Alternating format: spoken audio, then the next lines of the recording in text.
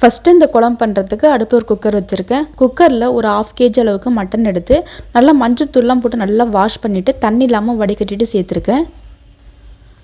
இது கூட ஒரு 1 டீஸ்பூன் போல் இஞ்சி பூண்டு பேஸ்ட்டு, அதுக்கப்புறமா கொஞ்சமாக கருவேப்பிலை கொத்தமல்லி, அதுக்கப்புறமா ஒரு பெரிய வெங்காயம், ஒரு பெரிய பழுத்த தக்காளியை பொடியாக கட் பண்ணிவிட்டு சேர்த்துருக்கேன்.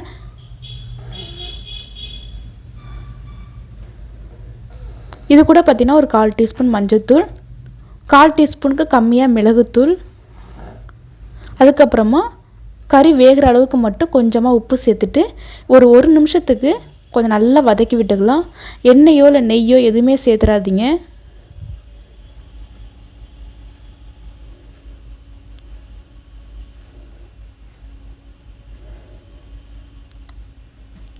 இப்போது இந்த கறி வேகிற அளவுக்கு மட்டும் தண்ணி ஊற்றிக்கலாம். தண்ணி சேர்த்து உடவை நல்லா கலந்து விட்டுட்டு இப்போ மூடி போட்டு மூடி வச்சு ஒரு 5 விசில் விட்டு எடுத்துக்கோங்க.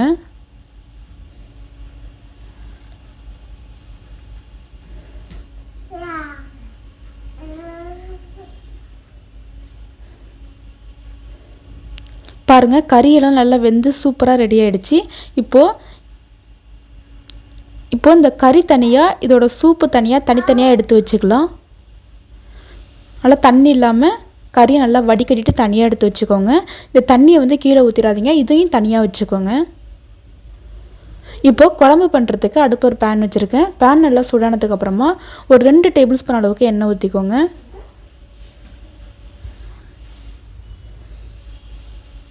எண்ணெய் நல்லா சூடானதுக்கப்புறமா ஒரு 1/2 டீஸ்பூன் சோம்பு, 2 சின்ன துண்டு பட்டை, 2 சின்ன துண்டு பிரியாணி இலை, 1 ஸ்டார் பூ, 3 கிராம்பு, 1 ஏலக்காய், இது எல்லாமே சேர்த்துருக்கேன். எல்லாமே நல்லா பொரியட்டும். எல்லாமே நல்லா பொரிஞ்சதுக்கப்புறமா இதில் ஒரு 2 கொத்து கருவேப்பிலையை உருவி சேர்த்துக்கோங்க. கருவேப்பிலையும் நல்லா பொரிஞ்சதுக்கப்புறமா 2 பெரிய வெங்காயம், ஒரு 10 போல் சின்ன வெங்காயத்தை எடுத்து நல்லா பொடியாக சாப் பண்ணிவிட்டு சேர்த்துக்கோங்க.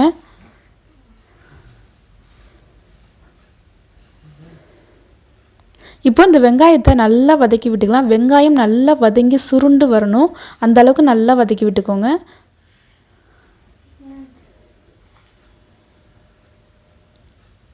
வெங்காயம் கொஞ்சம் சீக்கிரமாகவே வதங்கி வரது கொஞ்சமாக உப்பு சேர்த்துக்கோங்க.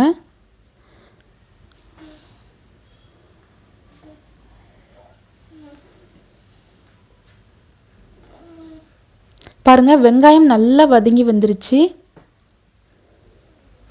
இப்போ இதில் ஒரு 3 டீஸ்பூன் போல் இஞ்சி பூண்டு பேஸ்ட்டு சேர்த்துக்கலாம்.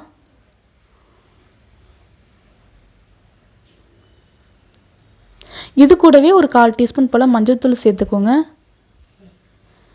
இப்போ இந்த இஞ்சி பூண்டு பேஸ்ட்டு மஞ்சள்தூள் சேர்த்து ஒரு நிமிஷத்துக்கு கொஞ்சம் நல்லா வதக்கி விட்டுக்கோங்க.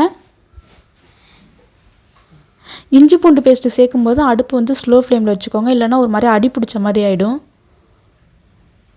இப்போ இதில் ஒரு 2 பழுத்த தக்காளியை நல்லா பொடியாக கட் பண்ணிவிட்டு சேர்த்துக்கோங்க.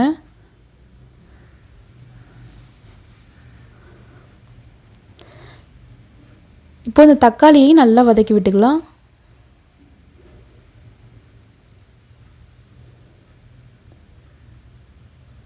பாருங்கள், தக்காளி, வெங்காயம், இஞ்சி பூண்டு பேஸ்ட்டு இது எல்லாமே நல்லா வதங்கி வந்துருச்சு. இப்போ இதில் நான் வடிகட்டி எடுத்து வச்சுருக்கிற மட்டனை இதில் சேர்த்துக்கிறேன். இப்போ இந்த வெங்காயம் தக்காளி கூட இந்த மட்டன் சேர்த்து ஒரு நிமிஷத்துக்கு நல்லா வதக்கி விட்டுக்கோங்க.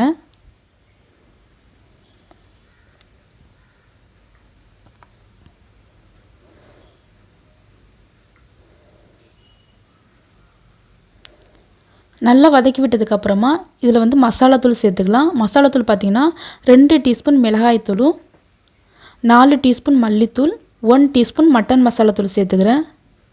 உங்கள்கிட்ட கரம் மசாலாத்தூள் இருந்தால் கூட நீங்கள் கரம் மசாலாத்தூள் சேர்த்துக்கோங்க, மட்டன் மசாலாத்தூள் இல்லைன்னா.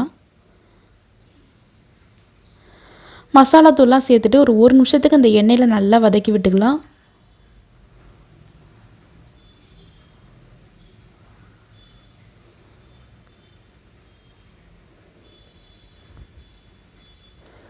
ஒரு நிமிஷத்துக்கு மட்டும் நல்லா வதக்கி விட்டதுக்கப்புறமா நம்ம மட்டன் வேக வச்ச தண்ணி இருக்கு இல்லையா, அதில் கொஞ்சமாக இதில் சேர்த்துட்டு இன்னும் இந்த மசாலாத்தூளோட இன்னும் நல்லா இந்த பச்சை ஸ்மெல்லாம் போகிற வரைக்கும் நல்லா வதக்கி விட்டுக்கோங்க.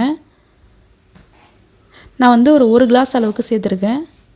குட்டி கிளாஸால் 1 கிளாஸ் அளவுக்கு அந்த சூப்பு சேர்த்துருக்கேன். இப்போ நல்லா வதக்கி விட்டுக்கலாம். நல்லா கொஞ்சம் எண்ணெய் பிரிஞ்சு வரணும், அந்த அளவுக்கு நல்லா வதக்கி விட்டுக்கலாம். அப்போ தாங்க குழம்பு நல்லா டேஸ்ட்டாகவும் இருக்கும், நல்ல வாசனையாகவும் இருக்கும்.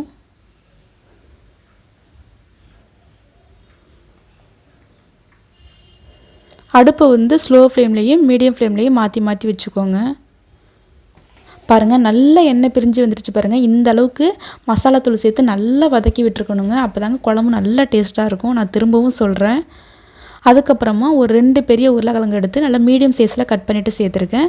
அதையும் ஒரு தடவை இந்த மசாலா கூட நல்லா கலந்து விட்டுக்கலாம்.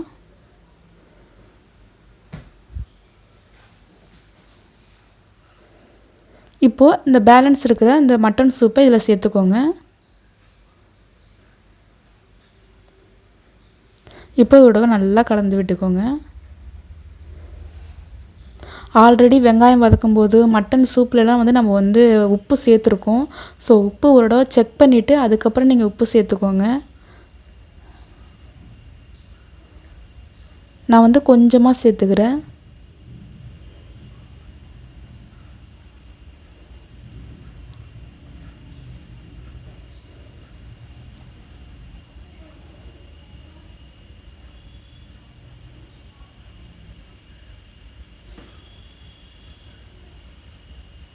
இப்போ இந்த குழம்பு ஒரு 8 நிமிஷம் நல்லா கொதியட்டுங்க. மூடி போட்டு மூடி வச்சுக்கலாம். பாருங்கள் குழம்பு கொஞ்சம் நல்லா கொதிஞ்சு நல்லா 4 சைடு எண்ணெய் பிரிஞ்சு வந்துருச்சு பாருங்கள். இப்போ இந்த டைமில்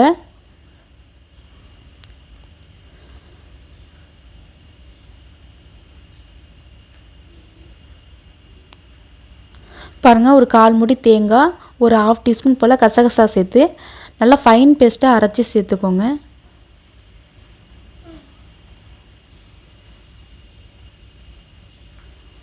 கொஞ்சமாக தண்ணி கலந்து மிக்ஸி ஜாரில் கொஞ்சமாக தண்ணி கலந்து சேர்த்துக்கிறேன்.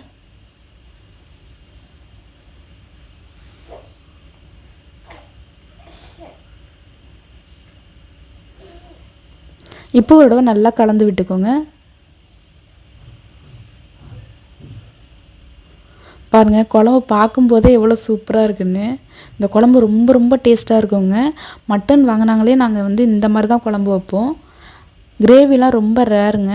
இதுதான் நாங்கள் இட்லி, தோசை, ஒயிட் ரைஸ் எல்லாத்தையுமே வச்சு சாப்பிடுவோம். ரொம்ப சூப்பராக இருக்கும். இந்த தேங்காய் பேஸ்ட்டு சேர்த்து ஒரு 2-3 நிமிஷத்துக்கு மட்டும் குழம்பு நல்லா கொதியட்டும். பாருங்கள் குழம்பு நல்லா கொதிஞ்சு நல்லா எண்ணெய் திரண்டு வந்துடுச்சு பாருங்கள். அவ்வளோதாங்க, நம்மளோட சுவையான மட்டன் குழம்பு சூப்பராக ரெடி ஆகிடுச்சு. ரொம்ப ரொம்ப ரொம்ப டேஸ்ட்டாக இருக்குங்க. கண்டிப்பாக ட்ரை பண்ணி பாருங்கள். ஒரு தடவையாவது இந்த மாதிரி சேம் மெத்தடில் ட்ரை பண்ணி பாருங்கள். திரும்ப திரும்ப இதே மெத்தடில் தான் நீங்கள் மட்டன் குழம்பு வைப்பீங்க. அவ்வளோ சூப்பராக இருக்கும். கண்டிப்பாக ட்ரை பண்ணி பாருங்கள்.